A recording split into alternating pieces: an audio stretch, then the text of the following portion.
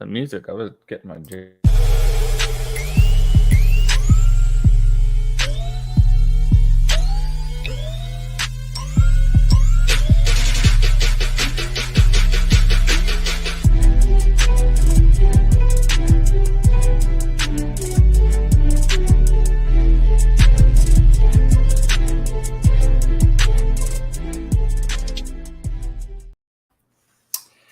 Even though it is a Sunday morning, and That's you my may, jam. if you may be turning on your TV, you may see a cooking show, but we no longer have a cooking show intro. So shout out to George for the new intro, the new backdrop here, and it is a Sunday edition. Happy Easter to those celebrating. It is a Sunday edition, an Easter edition of Live with Fast Eddie Fear. My name's Zach Graham, aka Weisenberg DFS.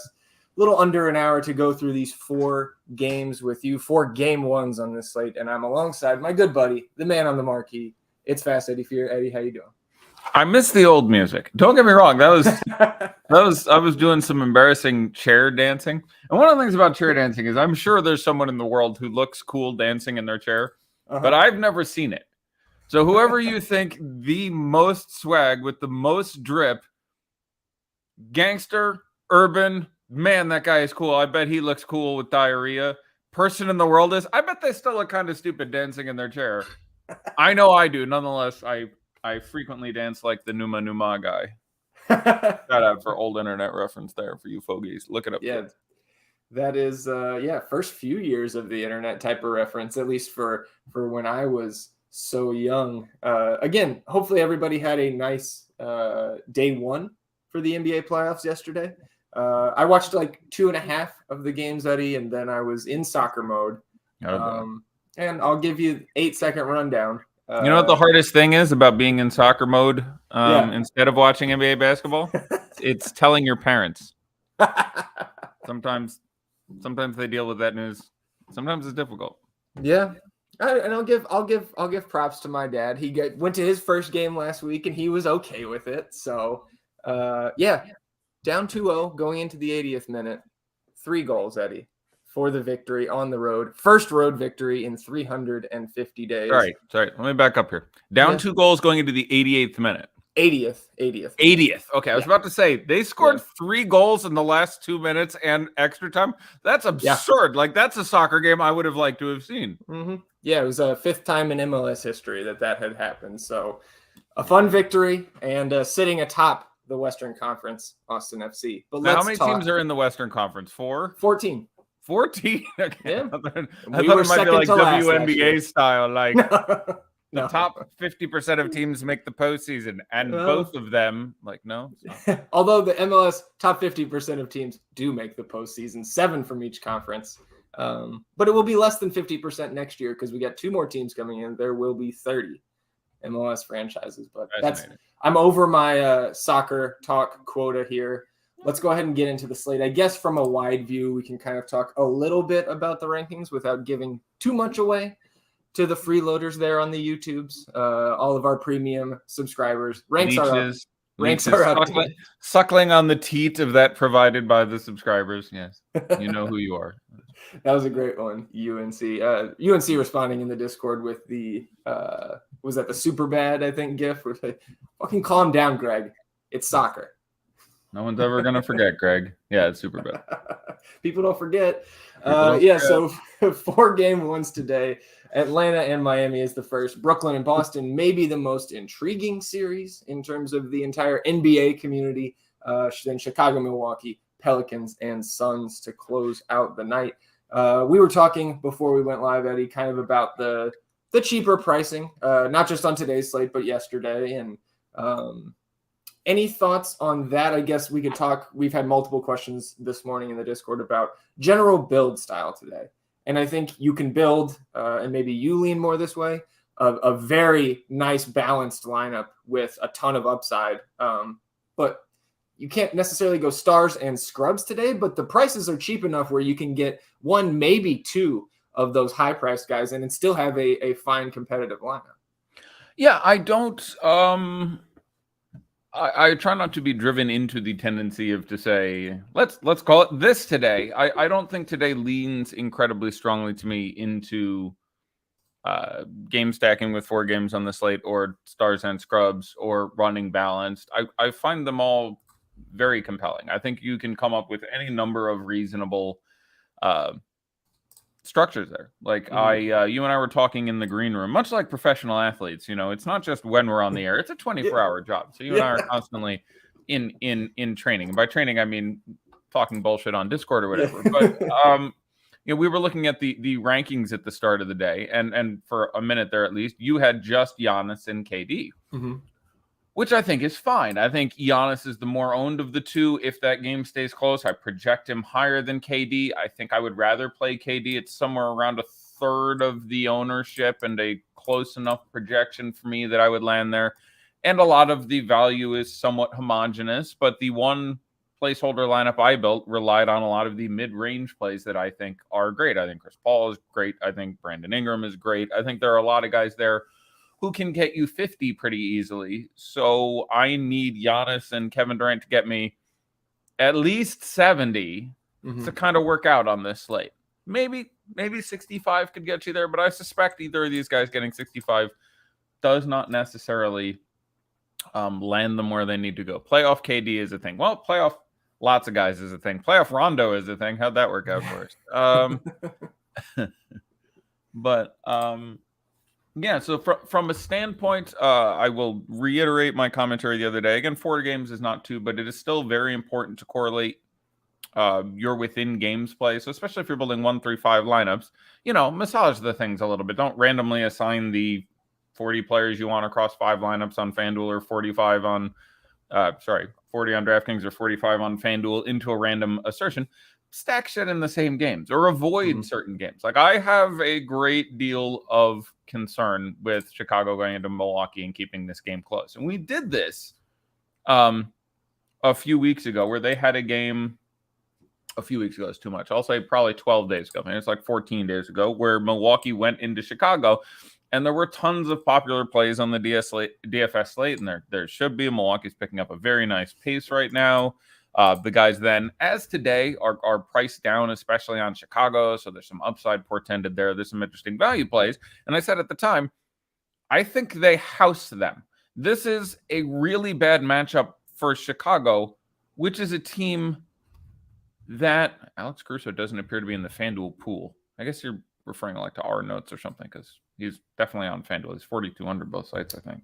Maybe it's more on FanDuel. Anyway, this is a horrific matchup for a Chicago team that has struggled with competent matchups most of the year. Their record against decent teams is remarkably anemic, and I'm not sure it gets any better on the road here against Milwaukee. Now, there's some obviously important caveats here. One, this is not 100%. In the last couple of weeks, I'm 100% on this call, and Milwaukee beat the living piss out of Chicago. I'm not going to be 100% over time. There's some chance Chicago wins this game. There's some chance Chicago keeps this game competitive. And even if they don't keep it competitive in the playoffs means a far different thing than competitive in the regular season. If they're down 20 for the entire third and fourth quarter, they're still going to play the starters until, if you're lucky, like 4 goddamn minutes left. I had an interesting colloquy this morning with someone who was giving me an I told you so on Ja Morant minutes, where I thought Ja Morant was going to play full and extensive time. I had him for 38, 39 minutes back and forth across the day yesterday, and he ended up playing, I think, 35 and a half minutes. I think he played 35-26 exceptionally. And the guy was like, well, you lost some time in blowout. And no, they lost by 13 and were down by as much as, I think, like 16 in the fourth quarter, and Ja played till the horn. So, the Bulls don't need to be good to make their players good here. They can stay within 12, and they're playing it all. They can stay within 20, and they're playing most of it. So do I think there's a chance they get absolutely curb stomped by 35? Yeah, I do think that is a very, very real possibility here. But I could not, use that as rationale to eschew them entirely as an option here. But for those reasons, I have a very similar level of appeal today for Giannis and Durant and some of the better 7 or 8K guys. They're all sort of 9-10 line for me. I think we did eventually add Brandon Ingram. He is the best projecting of those guys. Another game that won't necessarily stay close. Another matchup you could see easily going poorly. I like J-Val's matchup. I think McCollum can handle Paul probably a little easier than Brandon Ingram can handle McCall Bridges. So there's who I do expect to stay. Now they're going to be forced into switches a lot, though Willie doesn't provoke as much switching action as I think would necessarily be good for them.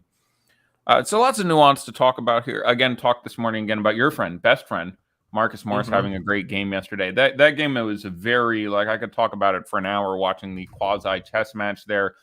I think Willie quasi fucked it up in not getting Valanciunas in there and establishing him more. Valanciunas, I think, went 3 for 9, only took 9 shots. Like, they went really, really small, and they let them get away with that without any manner of penalty. So they basically did not run a center beyond, obviously, Robert Covington or Marcus Morris for the entirety of the second half,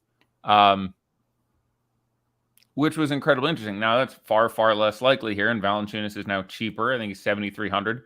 Bad matchup, but a matchup where they almost always stay big. You're going to have Ayton out there closing on almost any circumstances. Phoenix has been really reticent to pull him out in any sort of quantity time. Do you think that, sorry to interrupt, I with the J-Val and Ayton matchup, I was looking a little bit at that this morning. Yep. Do you think that it's just kind of small sample size and J-Val's been overperforming in that matchup because he's been fantastic from a statistical standpoint against that? That is yes. That's one of, I can't remember the show there was a couple of weeks ago, but it was actually J-Val again. I think someone said, doesn't J-Val beat the shit out of Zubac? Yeah. And I said, J-Val has been doing that. I don't think that is representative. So again, and this is an oversimplification, but generally you're looking for what you expect and then what you see and then what the data shows you. And when that all matches up, you're like, yeah, disco. That looks great. So that is a thing that had happened, but I wasn't necessarily sure we, A, could expect it, and B, I hadn't seen a great reason why that would continue to progress. Valanciunas, I don't think, has a great matchup against Ayton so much as the rest of the team has crappier matchups. So you end up in situations where, like, I'm a little more on, what's another good example today? I'm a little more on Kyrie and Kevin Durant getting it done than thinking we get a redux of amazing Bruce Brown, because Bruce Brown is, believe it or not all that on the offensive end of the court most times.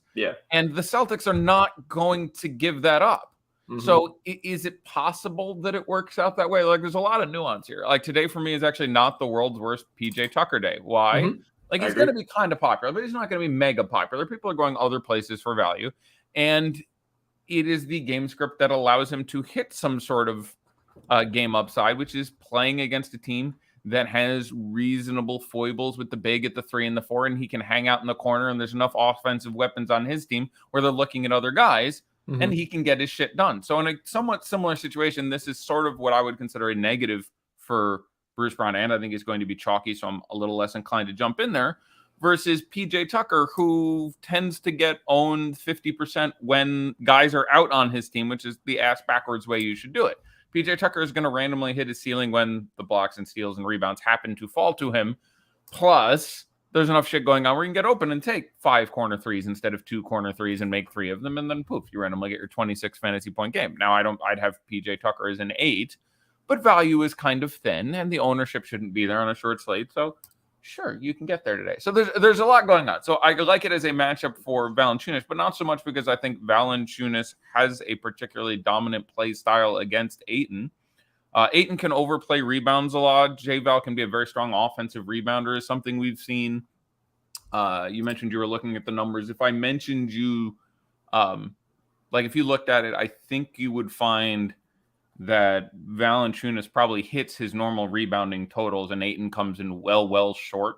Because Valanciunas just body handles him really well, is the way I'll describe it. So if Valanciunas is averaging, 10.7 rebounds a game, I bet he's at or over that rate in minutes would be better to look at than games versus Ayton. Whereas I imagine Ayton rebounds kind of poorly against him, which is one of the issues with getting to Ayton again. So, especially if you're playing DraftKings or a site where there's double-doubles. I don't have this up in front of me, but I would presume he has hit very few if any, double-doubles against Valanciunas. Like, I think It's, Valanciunas, I would project for 12 rebounds today, and Ayton, Yeah. I would project for 7. Like, it Yeah. really would be a bit of a split for me. He sat out those, I believe, the first 2 matchups of the 4 this season. Ayton, we saw JaVale start. Yeah, and they we saw both Jalen played. Smith Val start. played all 4. Ayton Yes. played just I think there was a February game and a March game. Yeah, and so across those 2 games that Ayton was in against J-Val, 5 rebounds per game. Again, only a 2-game sample, but to your point, he could have doubled in one and had no rebounds in the other, but I don't think that's how it went down. Right? I mean, he averaged 32 27 and a half. 27 and a half he averaged? Yeah. Okay. So it's not as bad. He will get on top of that today, pretty certainly. One of those games was a pretty bad blowout, too, which contributed to the... Collins is officially in, according to Mark Stein. I don't know if he's factoring in the McMillan game time decision, but that's what Stein just tweeted. Well, we'll keep an eye on it. Let's start discussing some of the... Awesemo has PJ Tucker at 31% ownership. Okay, they're wrong again. That's too high. Or I think they're wrong. We will see. That's the launch game, so I will happily admit it if I am wrong. A la John Morant minutes, which I missed by 3. He played 35-26. But I think that is too high. It is a lock game, which pushes things up on these weird weekend slates. The positionality is nice. I do think, like, is he coming up still as technically... All right, he's not coming up as questionable in that, like, he's going to play, but... He's also cheaper than I thought. I thought he was like 3,700. That must be the FanDuel price. He's 3,300. That's really cheap. Yeah. Opto has him at 7. Okay, that's too low. So I'm gonna go ahead and give you the low and high bounds of 7% and 31%. I saw another site that was saying Kevin Durant was going to be 2%. That's not right. Like there's like you can reverse engineer this shit. It's not that hard. It's hard to get hyper accurate, but yeah, and Tucker is fine. They will start Tucker and Strus, I imagine, alongside their 3 guys. So let's get in here. Collins will presumably play and start at the 4. Let's discuss that. You think he gets in there and gets the start, you said? If he plays, I think they start him. I'm 60-40 on this. I don't have a great sense. This has a lot to do with Nate and some other stuff that I've seen in the past, and I think they let him go. It was someone correctly reported that he had a finger injury. He did have a finger injury similar to Jared, and he also had a foot sprain. I think it was his right foot. So he actually had a couple nagging things, both of which were affecting him up until recently. I think I'll do some double checking on that, but it is not as simple as. And again, I'll take my L's when I deserve them. I'll take my W's when I get them. There's a lot of Jared Allen 27 minutes, Jared Allen 28 minutes. I said several times on that show, he's going to get way the fuck on top of that. And he played 35 or 36 or something. Because again, he wouldn't be functional. He wasn't. He'd have trouble shooting the ball. That's what happened. But if you break someone's finger and they're playing, they really shouldn't have their minutes limited too much. He didn't miss so much time that the conditioning was an issue. It was a bit of an issue. Like he got much. Yeah, definitely. Yeah. That's about what mine looked like. He probably got that's actually broke, which is a little different. I tend to dislocate mine, which is where like you take a ball on the end of the finger. So you'll take like a ball right here and your finger will stack up. So like this, I don't know how to show this. So this goes up on top of this. I don't know if you've ever done it. If you've never done it, you're very lucky. Luckily, no. Oh, I've done it 3 times. I've cracked. I broke my thumb. Were they separate fingers, or was it like the same finger it kept happening to? It's this one twice, this one twice. Or this one twice, this one once. It's the middle finger on my left hand once and the ring finger on my left hand twice. That's an interesting question there. I broke my thumb really badly, which is never recovered. It's still shaped a little weird and I can't move. Like this is me bending them back. This is my normal healthy thumb. This one doesn't go anymore. And that was actually getting it cracked in half on the rim. I went up to block a shot and someone tried to dunk on me and I blocked. My finger still got the ball, but he literally bang and just took my thumb and absolutely hammered it into the rim. But yeah, so anyhow, as much as everyone wanted to hear about me in basketball. So if Gallinari starts, I'm still going to really like Gallinari. Didn't do a lot with his minutes in the last game, but there's a real minutes ceiling there. I have him for 35.5 minutes if he starts. That's pretty juicy. If he doesn't start, you want none. Sort of the same things with Collins. There are some weird configurations where they could start John Collins at center. It's absolutely viable here. So, but basically, we're in an interesting minutes projection rotation. Good news, you can't get near the rim now. It won't happen again. To be fair, this thumb injury happened 5 years ago. I was 40 when my finger got pinned on the thumb. Yeah. I bet I could grab rim right now. I'd have to go give it a try. Yeah. It'd be interesting. I'm like 6'5". I'm cheating. Like 2 feet of vertical, and I can get to the rim and don't need a lot. Opto ownership is wrong on FTN. IO 46%.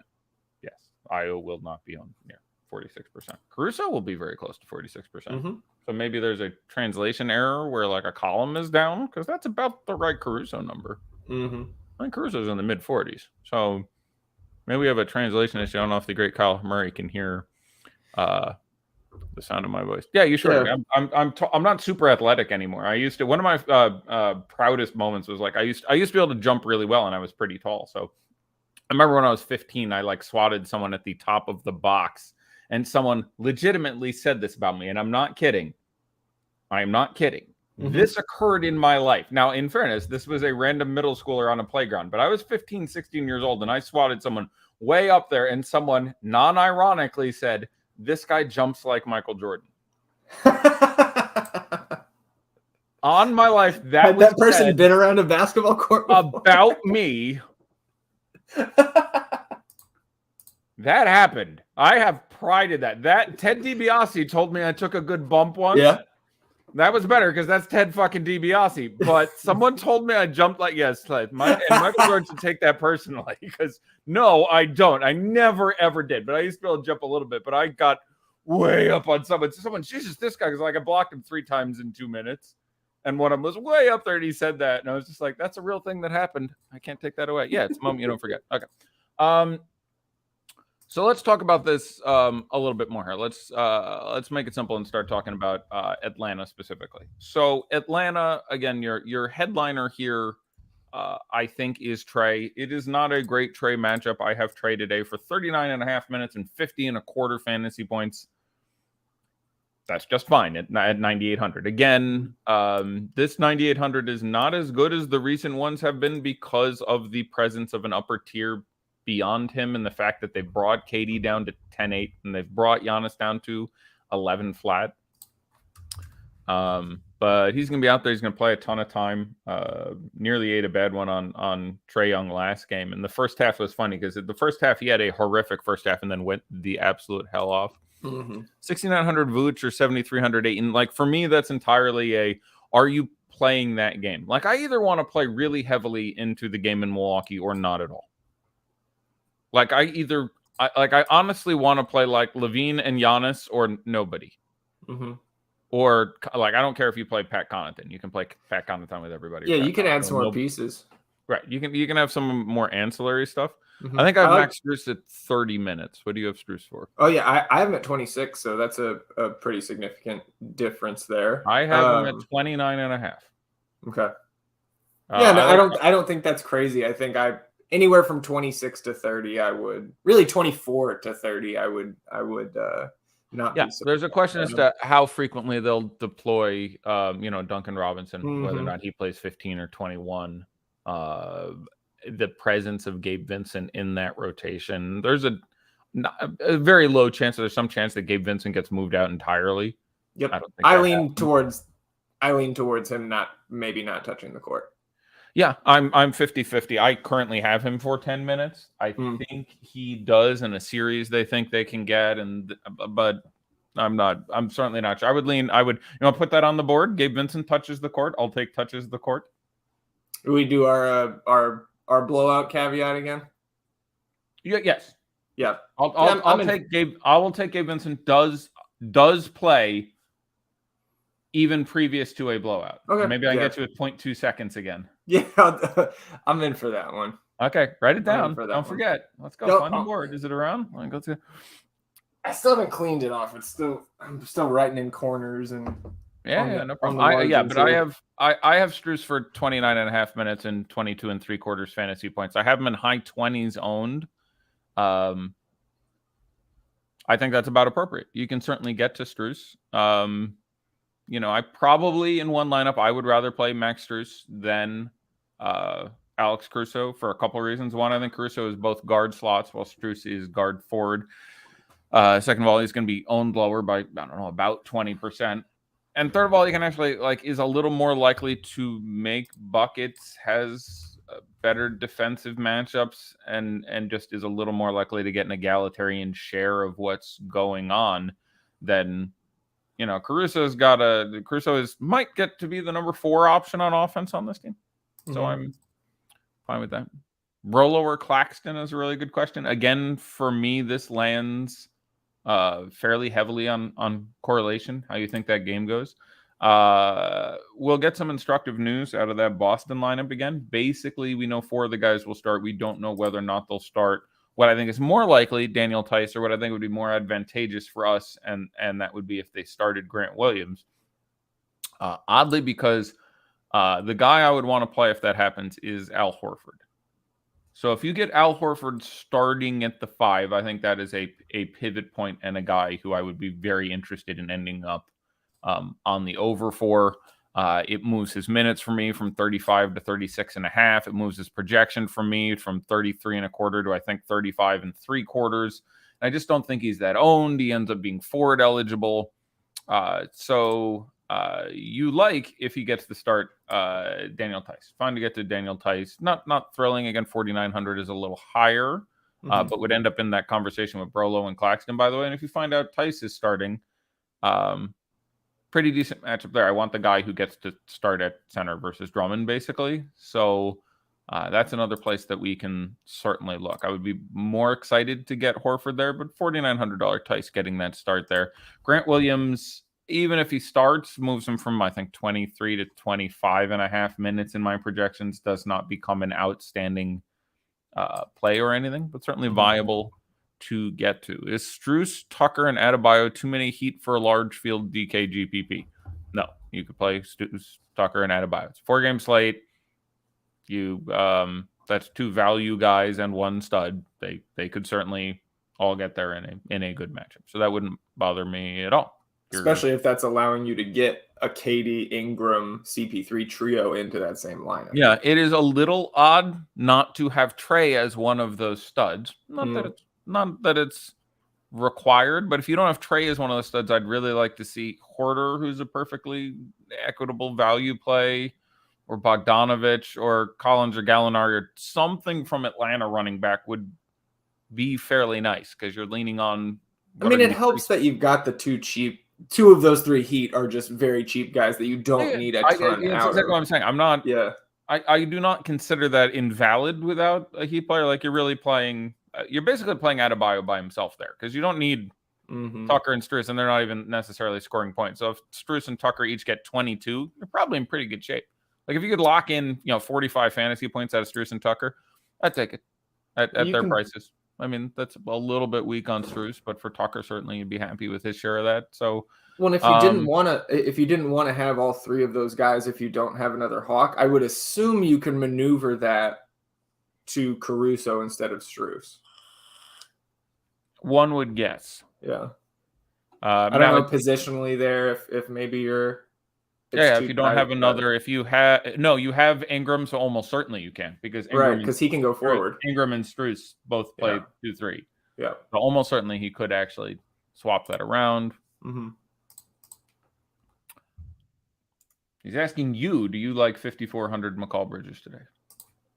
Yeah, I think that's fine. You're going to get most likely upper 30s in minutes there. He's going to be sticking Brandon Ingram. Seems like a fine mid-range play there. I'd like him a good bit too at 5-2 on DK. Him and Chris Paul are my 2 favorite Suns pieces. Yeah, same. No real difference for me there. Those are fine to get to Booker. Deals with they're going to stick Herbie on him the entire game. That's enough for me to defer towards his teammates will have easier paths and other spend-ups with easier paths. We've got the lineup here for the Heat: Lowry, Strus, Butler, Tucker, Adebayo. So hopefully that Hawks news, maybe not coming right now, but, maybe in 10 minutes would be ideal for us. Why is Jay Crowder only an 8, 4.2, should play 34, 35 as well? I have him for 30.5 minutes. So I have 28. Right. So he will get limited to some degree. Obviously, won't play in a blowout, which is not impossible there. And again, running off as you could be generous and call him the number 4 option on offense. Yeah. He's fine to get to, but he ends up being he's very similar to PJ Tucker. He's not that offensively anemic. Like he's got a little more game. He can hit a couple more shots, but you worry about the ceiling. He looks very similar. Like I think I actually no pet. I think I have my notes around there somewhere. I think I had him as a low 9, but I don't consider 8 crazy for him because you're trying to hit an upside. For the same reason that I'm a little disinclined towards Alex Caruso. How many shots are either of those guys going to get up? Like how many field goals do Jay Crowder or Alex Caruso take today? 8? Yeah. 7? Like, okay, he can shoot 7 for 8. All threes for Jay, probably. Yes. Yeah. Yeah.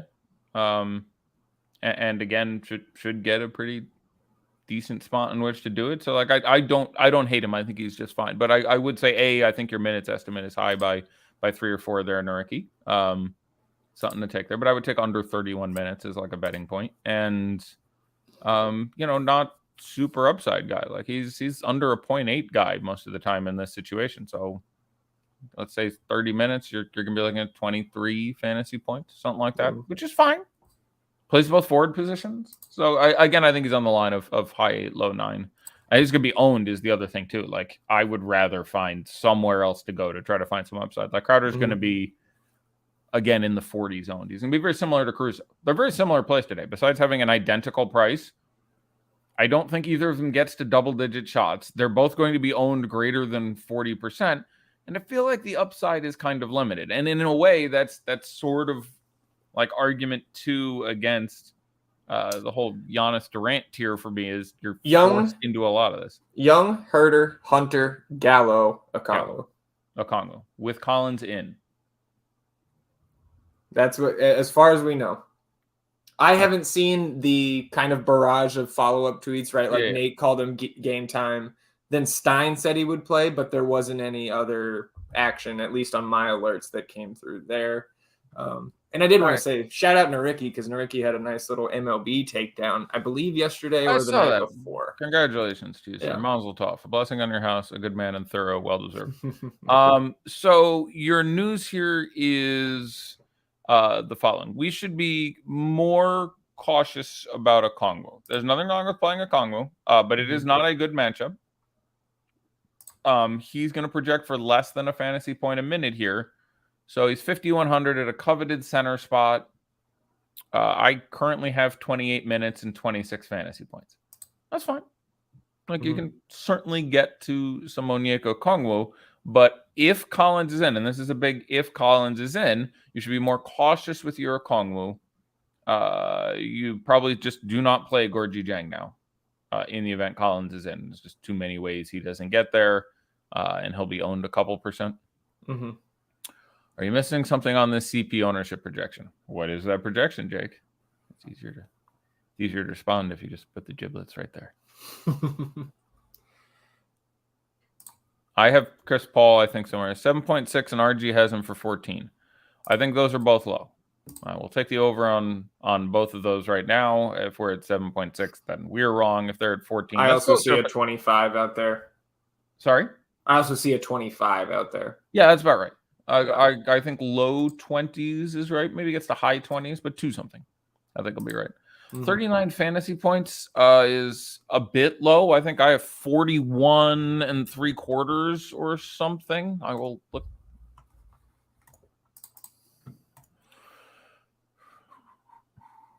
I do like the J-Val bounce back today. Yes, I think the time is there, which is the thing. Again, it can get... I was a little disappointed in Willie with the way that was done last time. Like the reasons. So I was Reggie Jackson was the only guy left on the Clippers who could really handle the ball at all. And Kennard being out was not irrelevant here. So I was like, look, Reggie's going to be maybe the highest owned guy. I'm fine getting to all the Reggie. He's going to have to play a ton, and he looks good for me. It's not a good matchup, but there's got to be so much usage. You should get to Reggie. That happened. I was like, of the other chalky guys here, the one I'm probably more looking to get away from is Marcus Morris, because there were a number of ways that went badly where A, he'd been kind of bad on defense, and B, he'd been an inefficient scorer.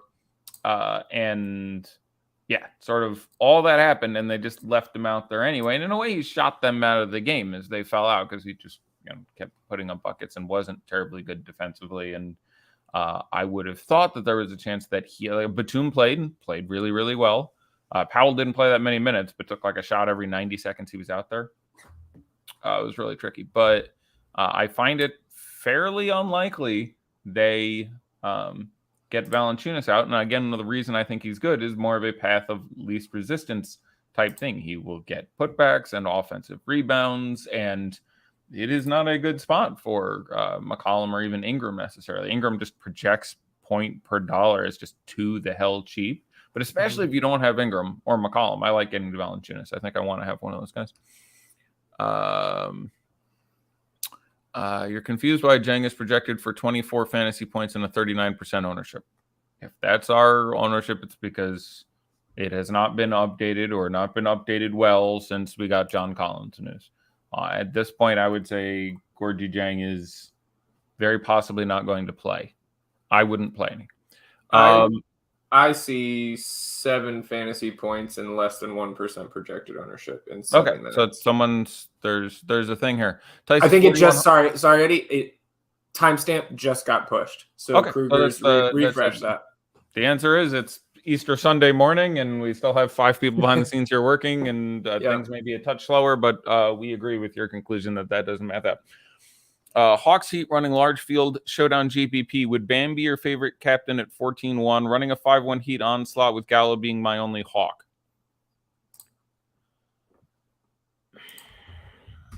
5-1 still feels a little heavily split, but I don't think it's invalid. I would probably be a little more inclined towards 4-2, but I would really have to dig in some time on it. Would Bam be your favorite captain at 14-1?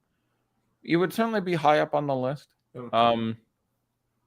I can see I'm messing with it now, so I can see getting to the reasonable value where you're going to, try more PJ Tucker or try something like that, and then just play out literally like PJ Tucker captain, then Trey, Bam, Lowry, Butler, something. Gallo and Bam, or Butler and Lopez. Brolo is interesting again. I think Brolo is one of the secondary pieces you can get to. Has played Vooch fairly well. Vooch and he, by merit of being in the same conference for so long and both being veterans, have played each other, I don't even want to guess, 50 times. Like, it has got to be on someone's board. They can look that up. But the number of games that Vooch and Brook Lopez have started opposite each other is going to be half 100.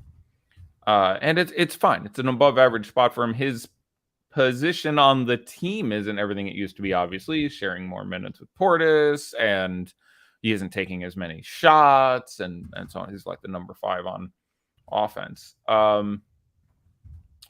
This correlates a lot of ways around. Again, and this ends up being related as to how much I like getting to Tice if Tice gets the start, or Claxton, who I like more if Tice doesn't get the start, and then Brolo in a game where, again, I'm worried they get absolutely hammered. And so there's my answer there would be, I think both of those pairings are fine. You have Gallo and Bam, or Butler and Lopez. I'm a little inclined towards the first one just because the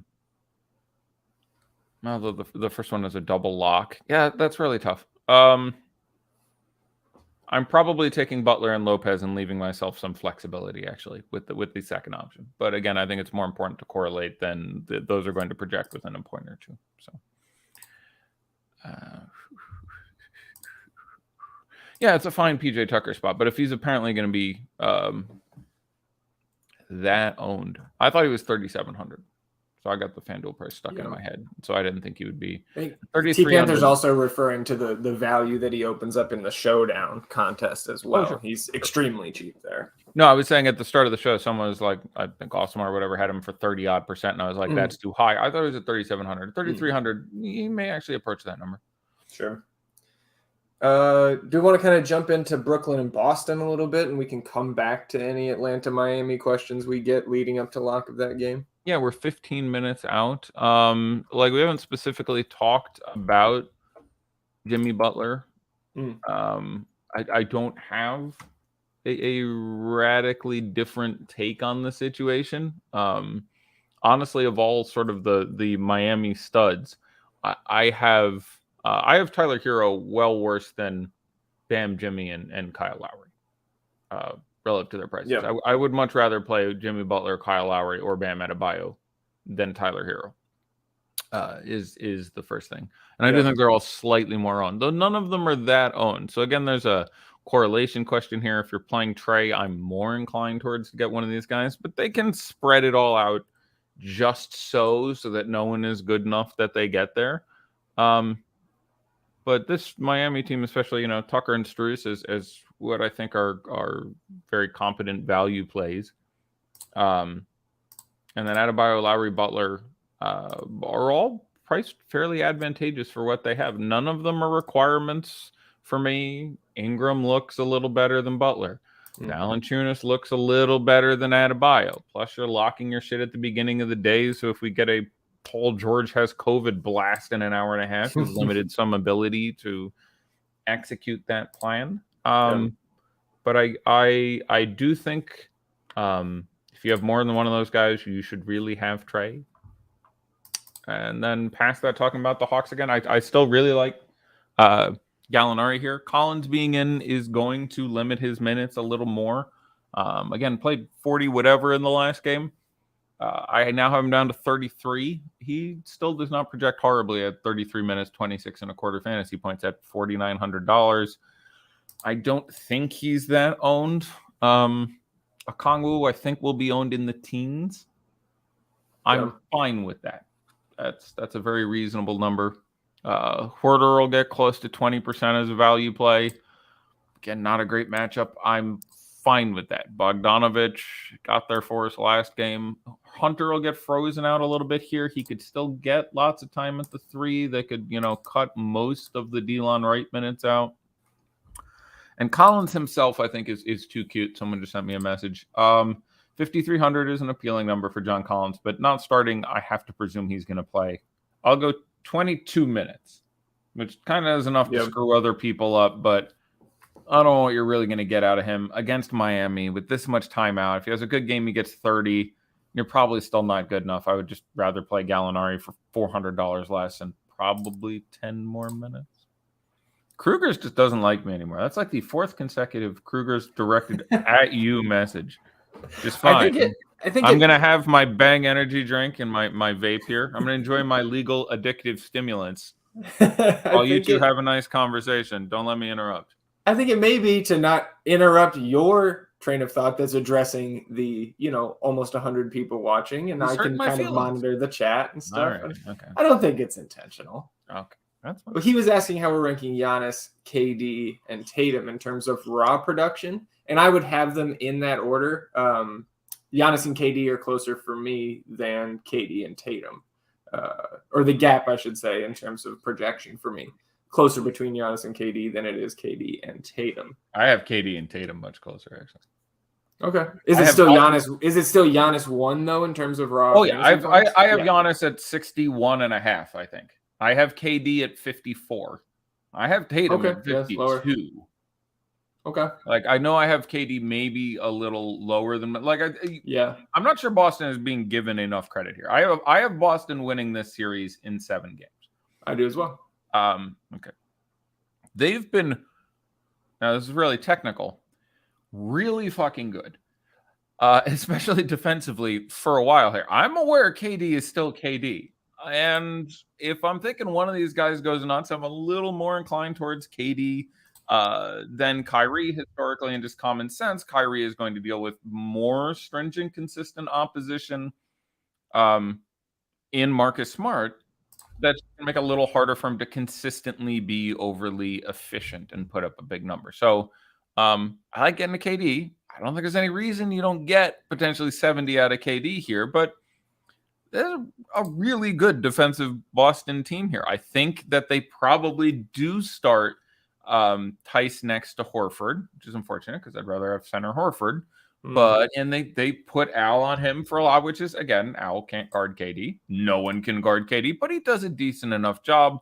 They'll double enough. I'm a little more hesitant on KD than I think you are. I like KD just fine because I think the ceiling is there. And again, I have him markedly lower owned than Giannis. I think you have Giannis in the 30s. I think you have KD in the teens.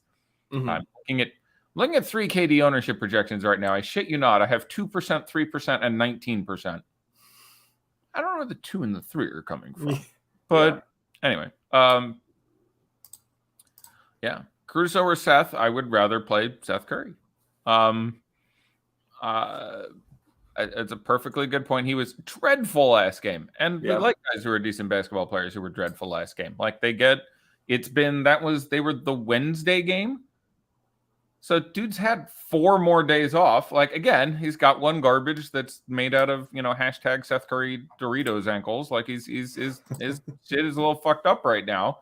But he's 4,500. I have him for 32 minutes. I have him for 21 fantasy points. That's not that exciting, but he's guard forward eligible and he's coming off a garbage game. So like in a vacuum, like you would have like Seth Curry would be 22% owned, except he was absolute garbage last game and he's going to be 12 or something. And don't get me wrong, that number should be lower. And part of it is injury based. Yeah, okay, that's cool. Do your thing. But I would much rather get to Seth Curry for that reason.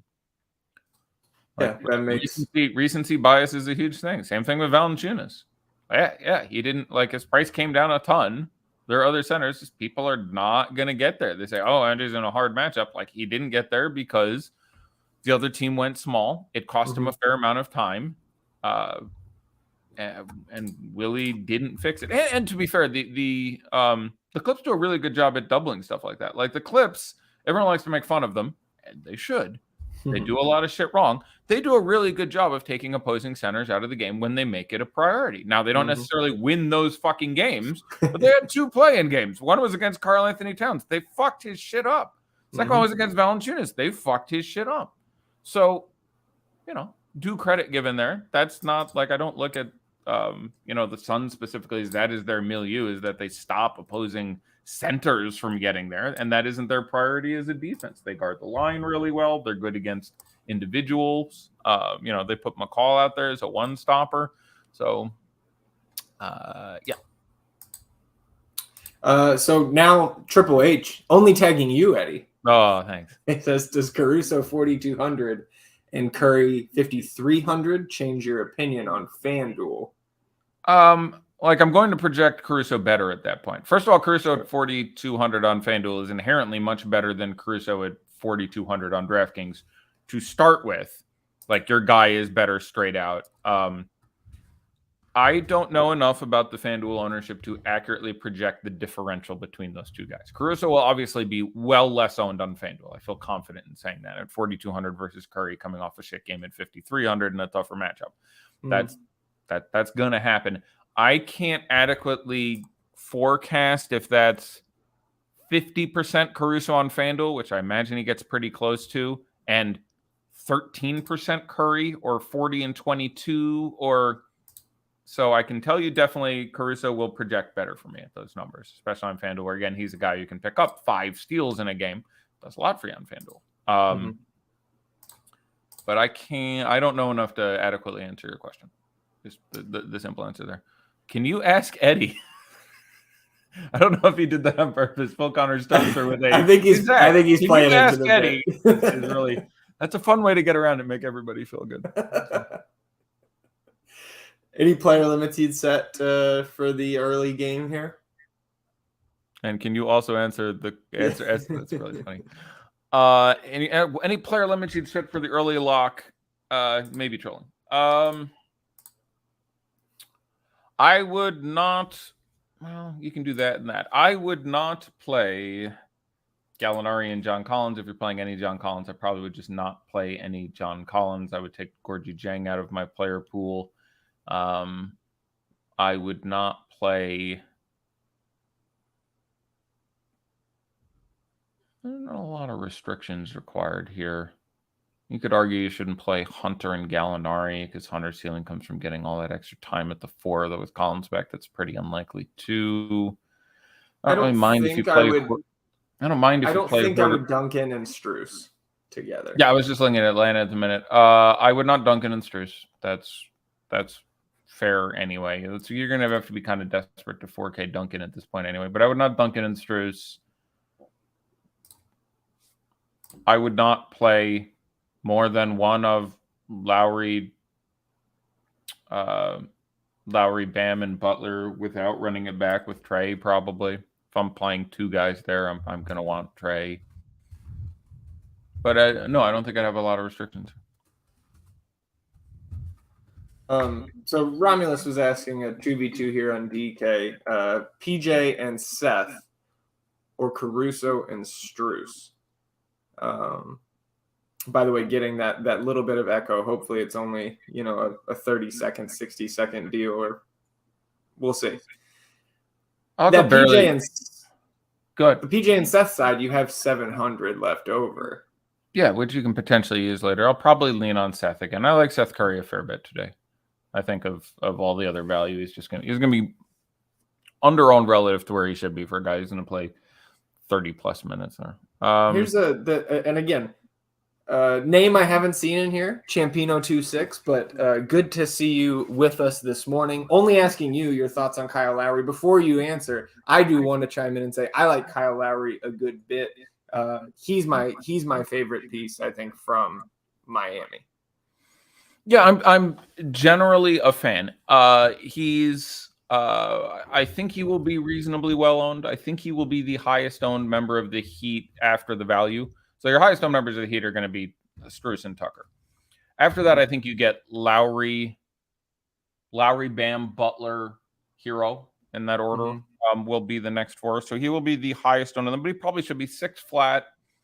Hasn't hit a lot of ceilings recently, but also has not come in a lot of floors. Like as far as a raw number projection, I have 38 minutes and 36 and a quarter fantasy points. So I'm under a fantasy point a minute, but through steals and just getting hot from three and facilitating the offense, he can get there. This is a very even-handed team that lets Butler run it down a lot and lets Bam run it from the high quite a bit. But my answer would be I generally like Kyle Lowry a lot. He's going to be the highest owned non-value guy here. I still think he's probably a little lower than he should be. There's real time potential here in a playoff situation. So, yeah, I think he probably ends up 25% owned. I feel like I'd want a little more. It's not an imperative. I think I generally like having a non-value piece of this Hawk team. But, generally I would say I like Kyle Lowry. No huge advantage to gain there. They'll have him out there. His minutes push up a little bit too because they'll want him on trade quite a bit. But nothing not incredibly obvious. Lowry over Smart. I have Smart projected better. I have Smart projected as literally like the second best play on the slate. Like I believe like points per dollar versus expectation. My board literally goes Giannis, Smart. So I have him for 39 minutes and he's 5,500 and the matchup is very solid. So I'll confirm that, by the way. Just takes a second and recompile. Yeah, I have Giannis, Smart, Ingram, by the way. It's one of the reasons I keep talking about him. Even in a not great matchup, 7,800 is just too cheap for Brandon Ingram. So I have Ingram for 39 minutes and 45 fantasy points, which is a little lower than his normal rates, but it's 7,800. It's really fucking hard for me to get away from. We're under a minute and a half, so I'm going to randomly look at some news stuff, although playoffs, not that likely to come into play here, but we are a minute and some change away.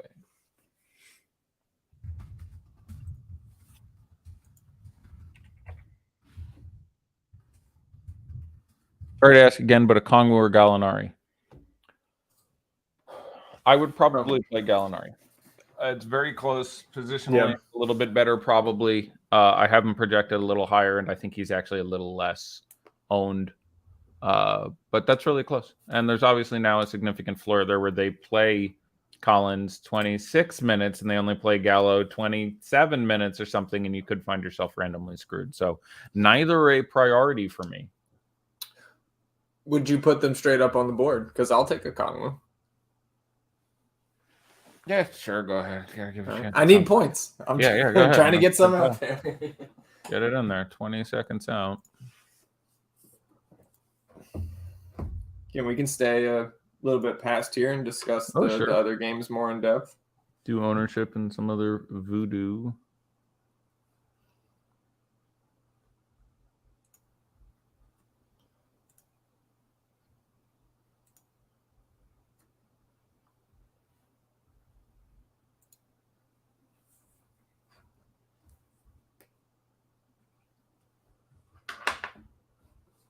We are at lock. So again, I think the most actionable thing we have left is the Celtics lineup. I'm not super interested in Grant Williams either way, but if you do get Horford starting at center and Williams starting at the 4, I do think Horford will be a nice pivot point. At least not a lot of people will have, made that pivot as necessary. I think it's a good series for Al Horford. Oh, I forgot. I didn't know they had these this year, but it makes sense. The series long contest on DK. Did they have them? They're much smaller, it looks like, than they have been in the past, but those used to be just so profitable because they wouldn't fill, and they'd have like 5 or 10K to first for some of those first round series. All right, let me block the chatter here. Let me know when you got some ownership. We can give this a try. Yeah, I enjoy the season-long contest quite a bit. I enjoy the series-long challenges on Top Shot. Mm-hmm. And run out and get your 5 of every moment type from You had to be close to that if you didn't already have 5 of each, right? Because you've been stacking some playoff modes. I've been trying to get. I was only up to about a third of the set, so I think of the 8 play types, I had the 5 of them, and then I had like 4, 3, and 2. I had only 2 handles. I want to say for some reason we're more limited, so I had to go out and spend some money to fill that out. All right, we are ready to go when you are. Yeah, this is interesting because I have a number of guys who I think come in the 20s in this game. I don't think Trey gets out of the teens, but I have like Lowry. I think Lowry, PJ Tucker. I don't think Strus gets that high either. So I think Lowry and PJ Tucker are both like in the mid 20s. I'll try PJ Tucker number 1, which is a sad state of affairs. PJ Tucker number 2. I'll try Kyle Lowry. Kyle Lowry number 1. 27 then. Yeah, try 38.5. Really? No, it's just an error on my part. That's quite a bit. I mean, there's always some early game bias there, and it's an above average matchup, and he's only 6K. That's a little more than I would like at that point, but again, it's 6K. He's going to project to give you 30 something. That's fine. Maybe I just had him underranked. But I would feel fine with that. Like that's a number. And then where's Tucker? 25, 30? Yeah, 25.5. Yeah, that's fine. It's a decent PJ Tucker spot, and that's not out of control on a 4-gamer. Mm-hmm. Yeah, I mean, I was really high on Kyle Lowry, but I guess everyone else was too. 6K flat is it's very cheap for a guy who could play 40 minutes. Yeah. Very interesting number down in the single digits that we'll get to, but that I want to discuss after. Obviously, we're after lock in this game, but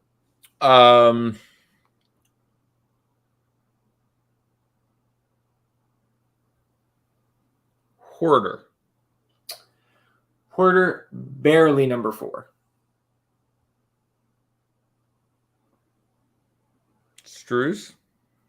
Strus number 7.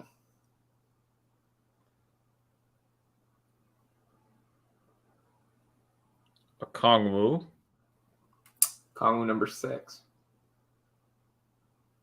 I don't think either Bogdan or Bam would get that high, but I will go with Bogdan. Bogdan number 3. People chase that hotness from the last playing game. Yeah, I mean it's fine, but again, you're expecting a bit there. Prices up a bit. Okay. But 3 to 10 or 3 to 7, excuse me, are separated by 3.1%. And that's Bogdan, Porter, Bam, a Kongwu, Strus. And they're all 20%, 18%? 20 to 17, yeah. Okay, yeah. So let me see. So I had the order of the spend ups for the Heat at least being Lowry, Bam, Butler, Hero. Was that right? Oh, you said Lowry, then Bam, then Butler, then Hero among the Heat spends. Correct.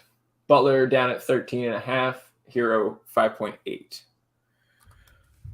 Yeah, that's about right. I don't know who my preference would be there. If you're telling me I can go back now and put one of them in my lineup, if they're Lowry at whatever you said, 35, Bam at 20, Butler at whatever you just said, 12, 14, and then Hero at 7, 8 or whatever that was.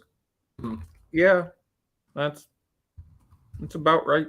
I think I'd probably pick Bam at this point, but that's fairly well done. Tucker 25 is about right. Yeah, most of this is about appropriately owned. Where do we hit Gallo? Gallo ends up at 10 or 12 or something, which again, 13 and a half. I feel like is right when you get Collins back. I think he was going to be, especially if Collins was out, I think he was going to be a really strong play today. He wasn't going to be owned enough. He would have been 20 or something, and he would have, projected again for the high 30s in minutes, and what's a pretty good matchup and doesn't get played off that often here. So a little bit unfortunate that broke that way. I suspect the single-digit number you're talking about is a really under-owned Trae Young. It's not, but he is single-digit, 8.5. What kind of drew my eye was a 5% on Victor Oladipo at 5.7. I don't think I have him getting minutes. Yeah, I think I had him getting a couple or like I don't think I have 4. him. Yeah, and I wouldn't think that's crazy, but like I guess people are looking at the fact that he got into the mid-20s twice, a week apart around the first of the month. Yeah, that's outstanding. Congratulations, everyone. You got half the rate back. You said 5%? Yeah. I mean, and then he did. I could be incredibly wrong. I don't have him stepping on the court. I have 0 minutes for Victor Oladipo. Well, so I think he is in the. I think he's 10th man in the rotation. The last game of the season, they sat everybody, right? And he played 36 minutes and a very nice 69. Yeah, very nice game on DK. But I mean, he's the 10th man in the rotation at best. He comes off the bench after Hero, Duncan Robinson, Gabe Vincent. Absolutely. They've established this 9 times over. Depending on how big they go, he might get in before or after Dwayne Dedmon. But he's at best number 9 man into this rotation. So, sweet. Apparently, the main DK GPP showdown depot is 6.5%. Yeah, I would. I'd put on the board he does not play non-blowout if you want to take another shot here. I would put on the board that outside of a blowout, he does not step on the court. Yeah, I don't think you're wrong there. Nice. I think I may be throwing back a point that I'm. Don't take it then. Like, I don't think it's a lock, but I do think it's 60-40. He doesn't play. They just have almost everybody healthy now, right? Like, there's so many other bodies they could throw in there in the more limited minutes that they got everybody healthy. And literally, coach came out and said, like, he's not going to play most nights now. Like, coach came out and said, like, he's not. Well, there's even more limited minutes that Spo's going to dole out outside of the main 6 guys now. Now that we're in really weird to run him out there in a playoff game, non-back-to-backs, not like. I mean, 5% is like there had to be some site really pushing him. I'm not sure. You could argue that is simply just the organic chasing the game. He had a giant game, and that managed to like what did he cost? 5.7 today. Yeah. Jesus, I wish I could play when people do that. That's half your rate back. Like, maybe I'm wrong. Maybe he gets a non-zero amount, but there's greater than 50% chance. That's 5% of people who just will not cash today, sucking down a hard 0 for 6K. It would be interesting to add that to the board, though, because then we would have 2 Heat. Is he going to play bets with Vincent and Oladipo? One of them's probably going to step on the court. Was Vincent the other one? Yeah. And I said he would step on the court. You said he wouldn't, right? Yes. Okay. Well, you can have both sides. You can try to get lucky there. If you take my bet and Oladipo plays and Vincent doesn't, 2 points right up there. Yeah. You don't understand why you can't play on DK just because you work at a rival company. So Caesar's wife must be pure. And this is a good rule that sucks for me and now extension by Zach. But since October of 2015, because I have worked as an executive or other functions in daily fantasy sports companies that produce contests, we cannot play. You can produce content and play. There's no conflict of interest. Hi, I'm looking at the DraftKings prices. These guys are good. That's not a conflict of interest. However, Haskellgate, if you want to go back to 2015, but long story short is you can't work at a company that makes DFS contests at all and play in anyone else's DFS contests, because the theory is you have an advantage, and you do have an advantage. It is an infinitesimally small advantage. It is fucking tiny that I can look at the ownership on SuperDraft or Fantasy Feud or the various other sites I've worked at and have a piece of data that isn't publicly available to you while building my lineups. But it is an advantage, and it's a good rule anyway, because it looks bad, and what it is much less important than what it looks like. So it looks like shit, so that's why you can't play. Sherman's asking 2v2 here, Claxton and Horford or Drummond and Tice, and does your answer change if Tice is starting at the 5? Yes. If Grant Williams isn't starting and Horford is starting at the 5, you want Horford and Claxton. If Tice is starting, you want Drummond and Tice. So yes. Yeah. I would fall in line with that answer.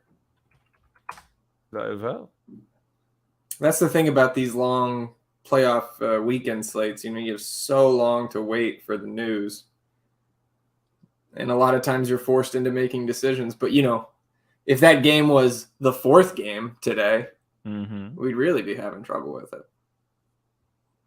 Kyle Lowry so far with 2 rebounds in 4 minutes. Bam Adebayo with an assist and a turnover. Jimmy Butler off to the hot start with 5 points, a steal, and a rebound.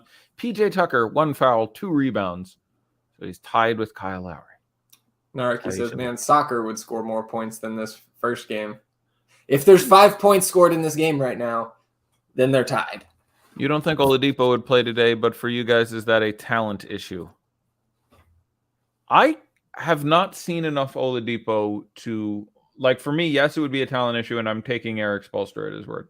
I think Spo is an excellent coach. If Spo thinks he has a better chance of winning, I don't know what talent is versus fit, but if Spo thinks he has a better chance of winning with Strus and then Vincent and then even Caleb Martin and Duncan Robinson, I would take his word for that. So I don't know how much of it is talent versus fit, whether or not he's willing to buy in, whether or not they've said, look, we have Kyle Lowry and Jimmy Butler and Bam Adebayo, which are 3 all-star level guys who can execute this offense brilliantly. If you want to go out there, you're going to play off the ball and take what you're given and nothing else. And that Oladipo, I don't know what the exact departure is between what Spo wants to see and what he's getting.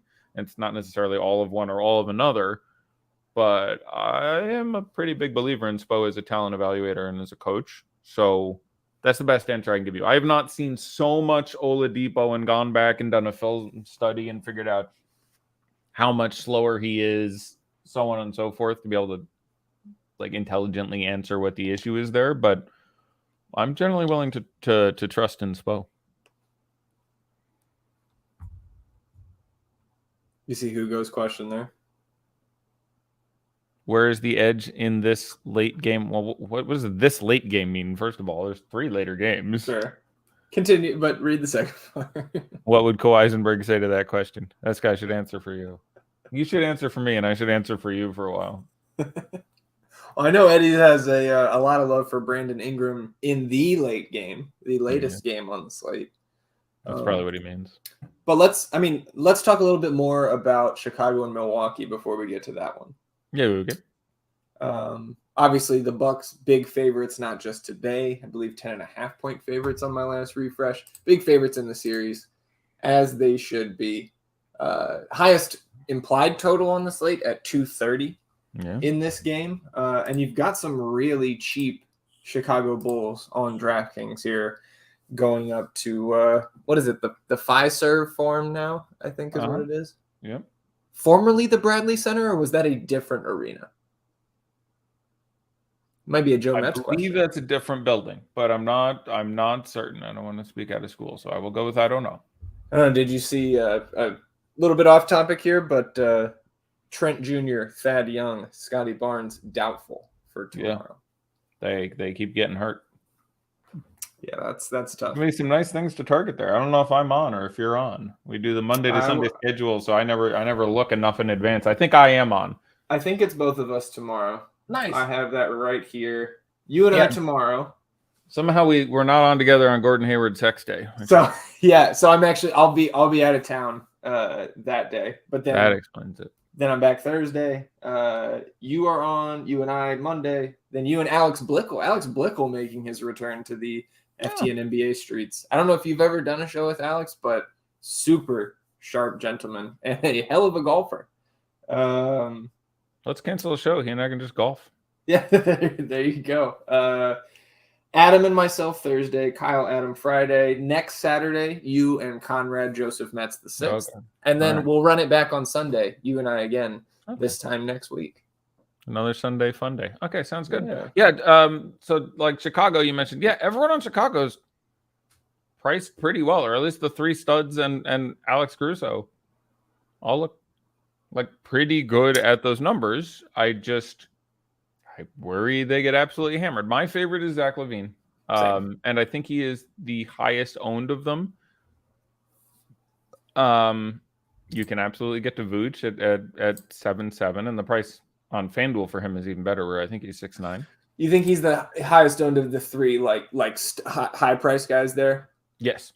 Yeah. You think Caruso will be the highest owned, right? On the team? He's going to be. I still think mid-40s is about the right number.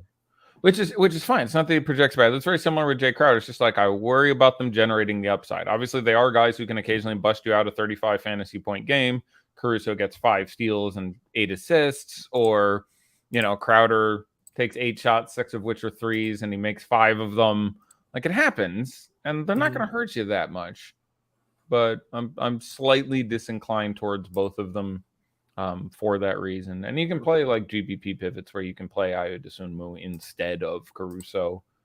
Most of the time you're going to be dead meat, but you're literally going to have Dosunmu at 2% and Caruso at 55, 45, a very real number. And then for Milwaukee, again, I like leaning into this game. There's not going to be a lot of ownership on Holiday or Middleton. I slightly prefer Holiday as a play. I have him projected for literally the exact same fantasy points, and Holiday's $200 cheaper. Middleton does have an easier position, so small forward instead of. I don't have great takes there. Again, we've seen this a lot. If this game stays close, these guys should all be good to very good. There's a chance that this game stays close and no one is as good as they need to be. That Giannis gets 60 and Holiday and Middleton each get 40 and Brook Lopez gets 26 But it's a pretty fast game. I do think, again, my best advice here is if you do more than dipping a toe, I would lean in pretty heavy. Yeah. That makes sense. Sorry, looking at sure some prop stuff here. I do see some Zach LaVine 2.5 threes made props around the various sports books and prop parlay sites. I do like the over there. Yeah, I do. Not incredibly. I would think 3 is the most likely number, but that does seem like a solid figure to target the over on. On the Milwaukee side, how do you feel about Brolo at 4.6? Because I'm a pretty big fan of him just sitting back out there and launching 10 threes in this one. Yeah, I think that's certainly sort of the upside scenario you're looking for. I'm not as excited again, I think, as you are. It's been good this year. Good in general. Like, I'm gonna actually look that up before I ask again. So I mentioned how many games. I really want to see how many games these guys have played against each other. The number of games that Vooch has played against Brook Lopez has to be like top of my head at 50, but it's got to be a number. Yeah. They have played fewer than I thought. 24 regular season, 5 in the postseason. 29 games against each other, but still it makes sense that the playoff number would be low considering Vooch's team history. Yeah, and even Brolo's team history he was on some Nets teams for quite a while there. So Brolo, a good bit older than Vooch. Yeah. So I guess while I'm looking at this game log, you had earlier this year they played in 2 games, one in early April, one in late March. Brolo with one outstanding game on the April game, though I think is that a game that was everyone in for that? Everyone was in for that. Mm-hmm. Yeah. On the 5th. Yeah. They hammered the piss out of them again. That was the game you said, right? That was the game I was talking. I watched 12 days ago. I got it right in the goddamn notes. 12 days ago, where I was just like, I really think they hammer the shit out of him even in Chicago, and they hammered the shit out of him even in Chicago. So yeah, that happened. And Brolo with a big game there, but again, shot very efficiently. Like Brolo projects just fine for me. If I'm going to prefer Tice if he's starting, but if you have Tice starting, I think getting to Brolo over Claxton at that point probably feels fine for me because that leans a little more into getting a greater Drummond-Claxton ratio. Mm-hmm. But Brolo's fine. I don't have a super strong opinion here. I have him for 27.5 minutes and 26 3/4 fantasy points. It's very good for 4,600. Trey, not ideal start. Good point, That happened last game. I got some shit in chat because I was watching some of his moves, and in the middle of the last game, I was like, Jesus Christ, I keep forgetting how good Trae Young is. And at that point, he was, 3 for 8 from the field with 4 points, 2 rebounds, and 4 turnovers. And people are like, the fuck are you talking about? I'm just like, some of the court vision stuff is so insanely good. PJ Tucker with a 5-point burst, by the way. 2 buckets, including 3. 2 fouls, though. Careful there, Peach. Also 2 fouls on Max Strus. 2 on also, Red Velvet. Value foul trouble there for the Heat early. So Red Velvet did get pulled after his 3 minutes and 2 fouls. Picked up an assist, but Bogdan in there already for 4 minutes. Yeah. How about Pat Connaughton? One of the few options in that kind of below 4K range. How do you feel about him? I think he's just kind of like, he's okay. And he makes some of those more, the double spend up type of builds work, especially if you don't have PJ in there already. I have 23 minutes and 18 1/4 fantasy points, 3,500. He's fine. I would prefer him to Wesley Matthews. I would prefer him to Trey Murphy. I prefer him to maybe all of the other random 3.X's that are getting thrown around today. I preferred him to Gabe Vincent, who obviously has started up. I prefer him to Najee Marshall, which I had a question about. Jackson Hayes is interesting. I think it's likely he gets limited again. He and Devontae Graham are not good. So while they were kind of, messing with them and trying to make that work in the regular season, and again, they should get thoroughly gobsmacked in this fucking series. So you will see Devontae Graham and Jackson Hayes and Najee Marshall. I think those guys, start well in the background. Larry Nance is an excellent small ball 5. We saw that in that last game. I don't think this goes small that much. So, I worry about his minutes being there, and the price went up, I think, $1,000. I think it went from 3.4 to 4.4. So that's a little unlikely to get there. So, of those random value pieces, Trey Murphy is probably my favorite, but I have him at like 20 minutes and 16 fantasy points in a rough matchup and a situation where they're probably not going to pull the plug for a potential blowout until well later. Whole lot of meh. Yeah. Jackson and Devontae Graham just aren't that good. I don't know what to tell you. Like Devontae Graham, they got saddled with his big contract. And like not David Griffin's finest summer last year. Yeah, and he did well at the deadline. That's true. Yeah, get hit and miss. Like sometimes you swing big, but like his defense is really, really bad, and even his shooting has not been so efficient that like he's going to play single digits this series probably. So, and that's one of the issues with this team is that they're kind of thin. Like they have 4 guys you're happy to play all the minutes in the world. You can play Valanciunas, Ingram, McCollum, and Trey Jones all the minutes in the world. Herbie Jones. Yeah, and what did I say? Trey Jones. Did I? Yeah, he's not on this team. No, I know you like you some Trey Jones, but Herbie. I do like Trey. Herbert's really good. You watch what he does to Booker today. Like Herbert's good enough that it is the single reason why I have Booker behind Ayton and Paul. Yeah. And I think down the road, I think Trey Murphy is really good too, but it's just for today's DFS purposes. Yeah. I'm with your assessment from 2 minutes He's ago. fine at 3,500. He's probably only owned 8-10% as opposed to some of these earlier guys. He'll have some popularity. I don't have a great Trey Murphy take. I like most of these guys. I mean, our summer league subs will remember how much of a smash play he was last July, and then preseason, I think, wasn't Willie Green saying Trey Murphy could challenge for a starting spot, and then we didn't see him for 2 months. Yeah. So. Yeah. And could challenge for means also could not challenge for, or could be in the G League. Fail to achieve. Yeah. And not only that, we have another rookie who wasn't playing a ton in the summer league who's going to end up starting the majority of the year in Herb Jones. Yeah. And then you have, honestly, their second best rookie isn't right now. Their second best guy in that team who's of this bench mob isn't Nance. It isn't Marshall. It isn't. It's Jose Alvarado. Jose Alvarado's really good. Jose Alvarado's like really good. He's not Herb good on defense, but he's a really solid defender. Like, so yeah, like if one of these guys isn't to get 25 minutes today, I think Alvarado might be the most likely one, and certainly has a ceiling from, like, if McCollum gets foul trouble, injured, something weird like that.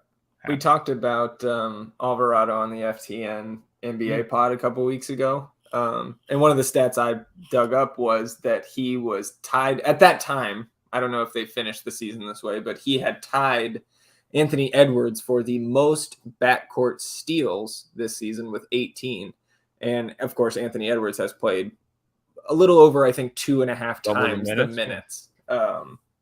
Yeah, I had not actually seen Alvarado do that little sneaky in the corner shit. Yeah. For those of you who don't know what Zach's referring to, Jose Alvarado does this thing where if he's not involved around the basket as the play happens, he goes back and just sort of hides in a far corner of the court. So, like, if this is the bench area, he doesn't exit the court, though he will occasionally do that. But he just goes and stands in the corner, just sort of like looks at the bench and goes, yada. And he's looking over his shoulder at the inbound and hopes that the entire inbounding team doesn't see him, that they just ignore him. So, like, he's over here and he's in the corner and the bucket goes in and he real quickly just goes in the corner and turns around, so he's nondescript. And he's just doing this. And if he thinks that the guy inbounding and the guy receiving the inbound don't see him, he sprints around behind the guy, grabs the ball, frequently gets a steal and off and gets a layup. He's done it like 8 times this year. So, like, a non-zero amount of times in the NBA, which is fucking awesome. I love shit like that. Hidden ball trick, passing the ball in off your back. I absolutely go gaga for that sort of shit. So, yeah, big fan of Jose Alvarado. I mean, I guess a little bit more talk on that late game. Chat's fairly quiet. I assume watching that game that is live now between and the Hawks. They don't have hair that's as nice as mine, but otherwise probably much more entertaining. Maybe a little bit more discussion on the Phoenix side in particular, and certainly talk about your love, or our love, I should say, for Brandon Ingram in terms of priorities of those spend up Pelicans. I mentioned is just my best, like, raw points guy in the day. Like, I have him for 45 fantasy points. He costs 7,800. You don't need the when you're really happy with his average. Yeah. Like, if he puts up his average score today, he's going to get 45 fantasy points. For 7,800, you're like, okay, that's like, you're very comfortable. There's not a lot of guys today who post their average, and I'm like, hey, well done. So, well, it was somewhat surprising to me how well he's done against McCall Bridges' defense this year, shooting 15% in double-digit minutes, or being guarded double-digit minutes total this season by McCall Bridges, who was my Defensive Player of the Year vote on my unofficial ballot. Yeah, I mean, it's like you said, he's 7,800 is just too cheap. Having, like, if you're a defense guy, having McCall Bridges and Herbert in the same game is gonna be a lot of fun for you. They're two. That's a great point. There are two of the best five. Like, there's some. I know they're young, so it feels weird to say this, but like we're in a golden age of seeing some of these guys. Like Matisse Thybulle, Herbert Jones, McCall Bridges are all really good defensive. Like, really, like, the three of them are in the best 5 wing defenders in the NBA. Like, they're really, really good. So it's just exciting. If Vincent in the game. God damn it, I had him Eric. projected for 10 minutes in non-blowout time. So he'll get his 5 here for you. It's so much like it sounds dumb, but it does make it easy. So much of doing NBA DFS well is getting the rotations right. Like if you can, and so like I've just spent so much time looking at what did he do here? What like I spent so much time looking at what Spoelstra did. Like how many minutes do I really? So like knowing whether or not a guy gets 24, 28 minutes is so much more important than whatever bullshit someone else is going to talk to you about.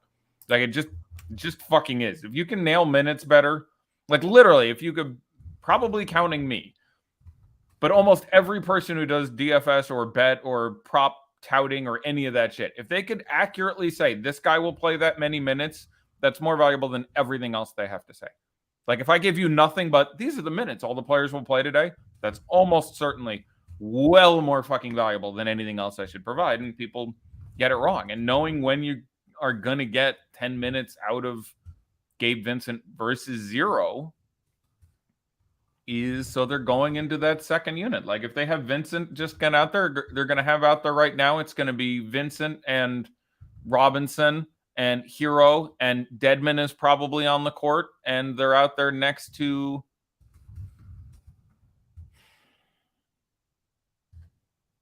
I know he said Strus and Tucker had foul trouble, which might have played into this decision a little bit, but I don't think they came in probably immediately after the foul trouble. So the four of them are probably out there next to Butler, if I had to guess, is who's on the court right now for the Heat.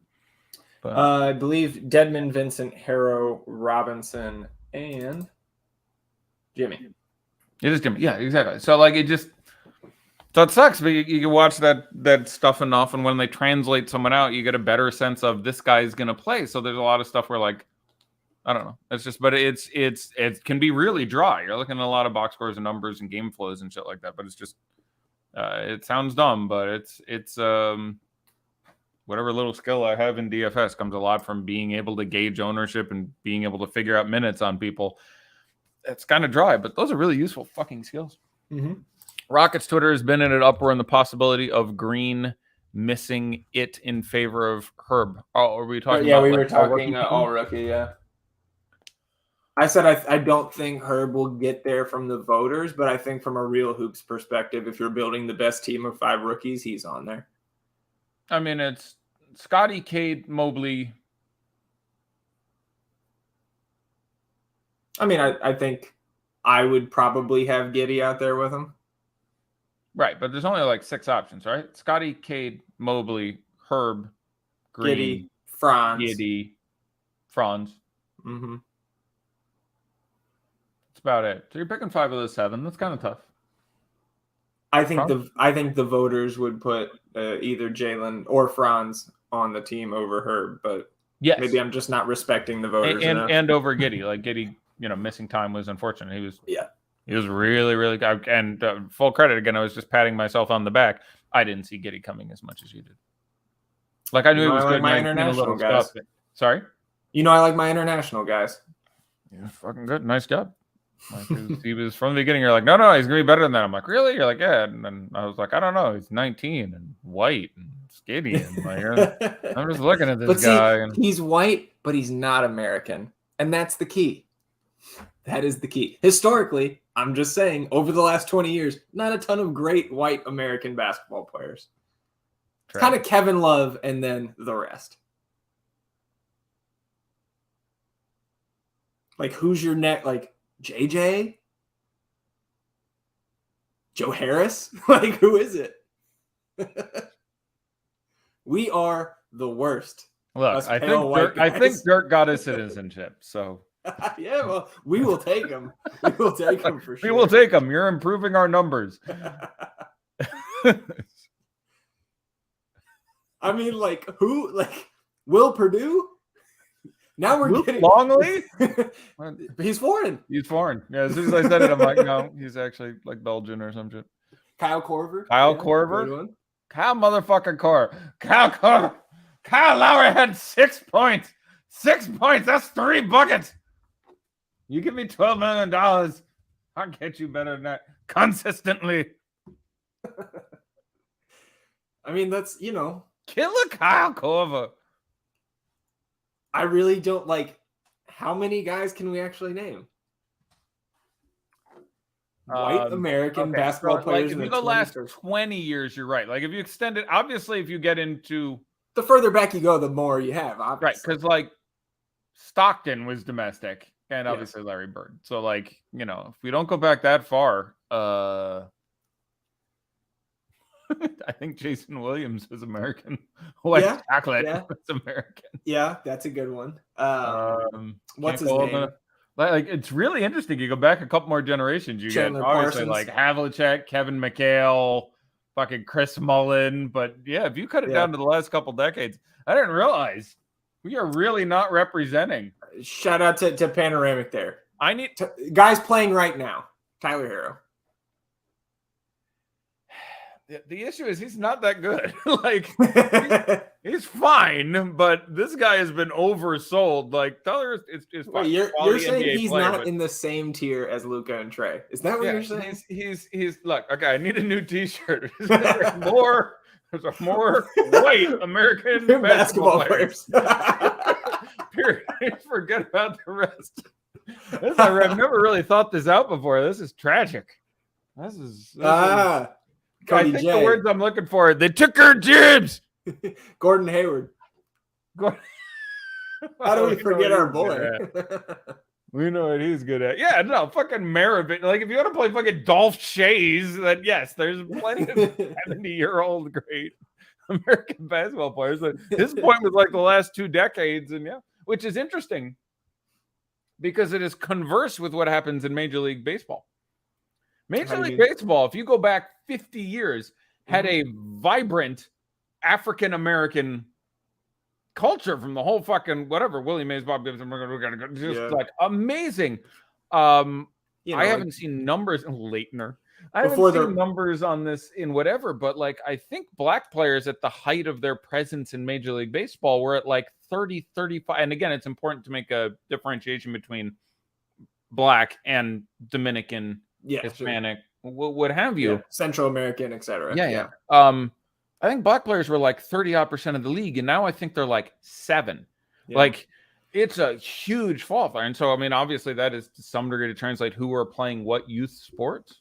Yeah. And then there are well, it also is just the development of actually entertaining sports in America, like football and basketball, that draws just talent, regardless of race, color, or creed, away from baseball. Because and which sucks because I love playing baseball, and fuck is it terrible to watch. I love going to a baseball game, smell of cut grass, hot dogs. I fucking love baseball. I enjoy going to a baseball game. Playing baseball, love baseball. Watching baseball, no. Ooh, I can't even watch the team that I root for. It's so nameless. Like there was a time about 10 years ago where I was consuming equal amounts of basketball, football, and baseball. Mm-hmm. And the difference between what I knew about the players in the leagues is ridiculous. Like someone in this chat right now probably watches equal amounts of basketball and baseball. Don't you know 20 times as much about the basketball players? Now, part of it is there are fewer of them. Mm-hmm. Basically 5 dudes a team. But it's so nameless. It's the whole branding thing. Leitner has a gold medal. Outside of... I remember those. I watched those games. Fuck you, Cody. At least my team didn't cheat. That you know of. There's you no really you want to state that definitively? Eddie, we didn't get caught, and that's the important thing. If you're not cheating, you're not trying. Eddie Guerrero just can't get caught. There's not much else you can say as a rebuttal to the Astros fans in Texas as a Rangers fan. So you guys cheated. Yeah. Well, your team didn't get ratted out. Yeah, I was about to say. Are you sure about that? Hey, maybe we should have cheated better. We could win some games. Them being terrible for the last decade did not stop them from building a gigantic new stadium, which I haven't been to yet. The Rangers have a new stadium? Yeah. Is it still in Arlington? Yeah, it's still right next to Jerry World there. They literally built it like across the street. I'm not sure if they're knocking down the old ballpark or not, but no, you can't have Steve Nash. Steve Nash isn't American either. Yeah. Who said Nash? Twitter. Ah. I've got Twitter messages bouncing in. Nope, more people just tagging you and not me. Sad. Well, you don't have my rugged good looks and Twitter following or what. I don't fucking know. But I don't have your gravity. I don't have that gravitational pull of just all the interested eyes and ears of the NBA DFS world.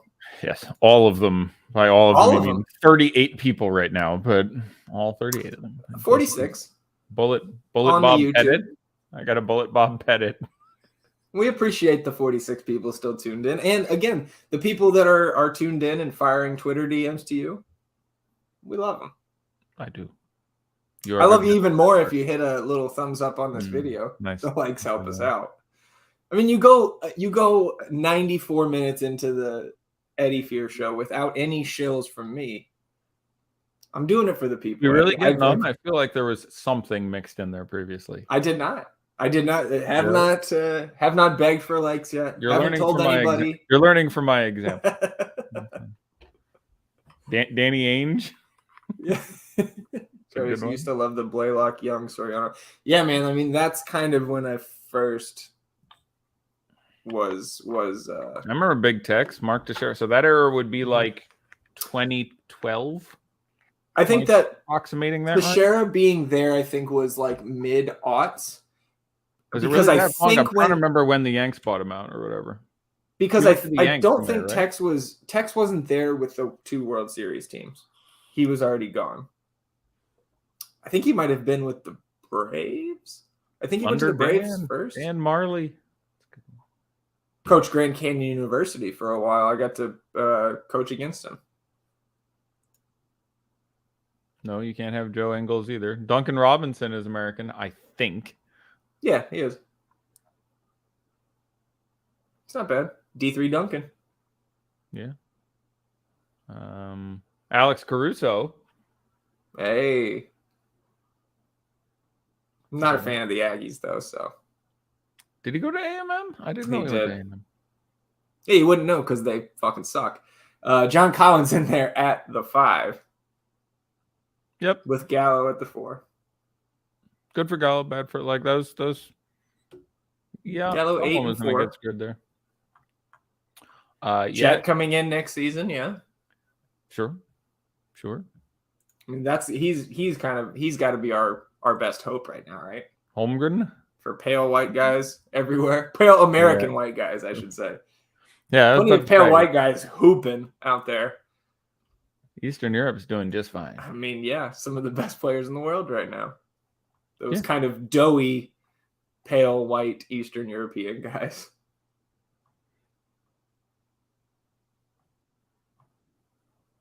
Jokic is a little doughy. He's a little doughy.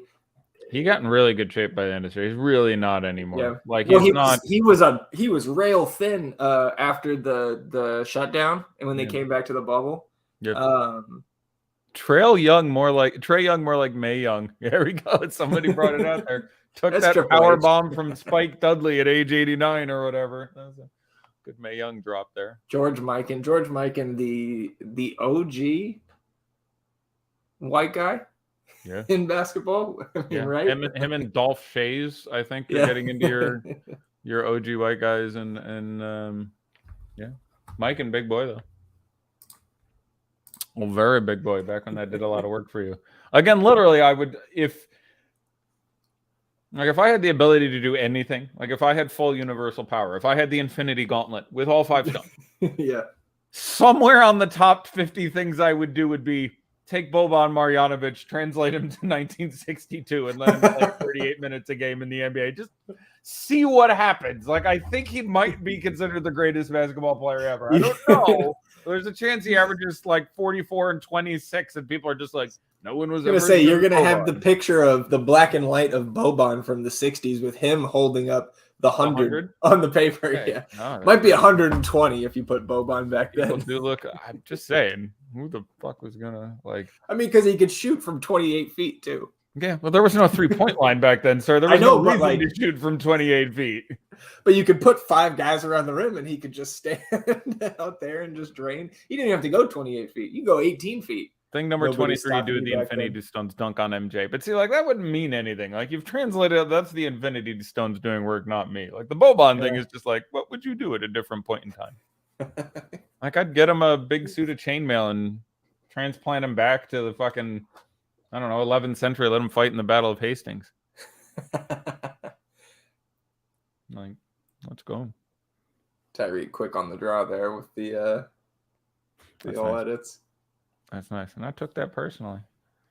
No. I've dunked in games, and I used to be able to dunk pretty well, and it happened frequently enough. But those days are gone. I recall my last dunk. I saw someone recently. It was one of the guys on one of the Top Shot streams. Was like, I don't know when my last dunk was. I vividly remember my last dunk. It was in a game, and I got injured not long after, and then it was just one of the times you didn't get back all the way home after an injury. But